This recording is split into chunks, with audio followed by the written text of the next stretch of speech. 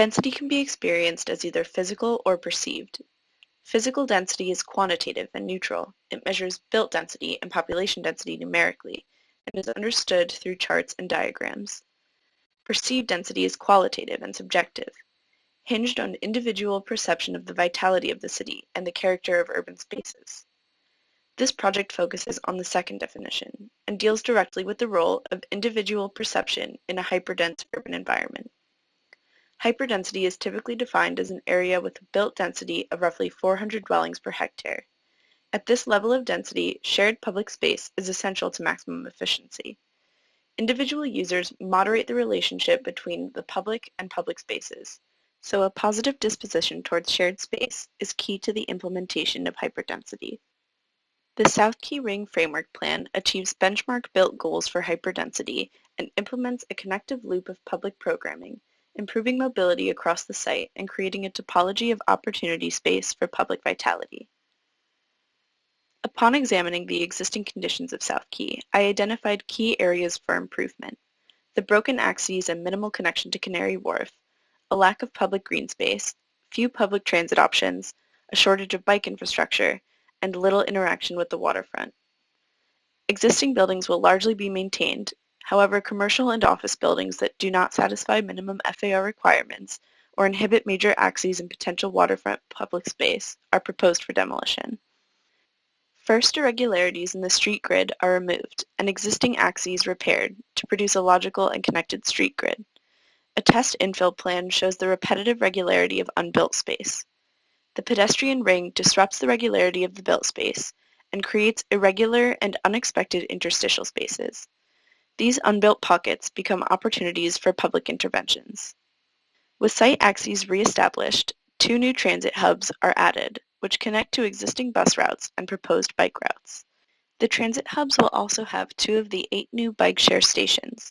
Over 3 miles of bike infrastructure will be added, with leisure paths along the South Quay Ring and commuter lanes on major axes.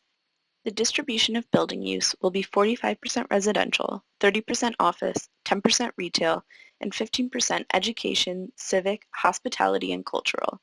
The projected GFA will be 115 hectares, with an overall FAR of 4.8. Residential buildings will consist of a variety of housing types. Most existing residential buildings are homogeneous. New buildings will have a mixture of available units across a minimum of 2 housing markets. The taller buildings on the site will be located towards the north, to gradually step down the skyline from the towers of Canary Wharf and to prevent blocking sunlight to lower-lying buildings. By angling buildings on their parcels and creating vertical connections between buildings, optimal distances between residential frontages can be achieved. These overhangs, cuts, and unexpected enclaves create opportunities for different scales of public space and flexible zones hinged off of the South Quay Ring path.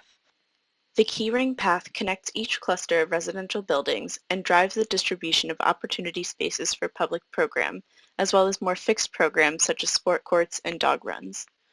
Typical urban profiles show the layout of opportunity spaces extending off of the ring.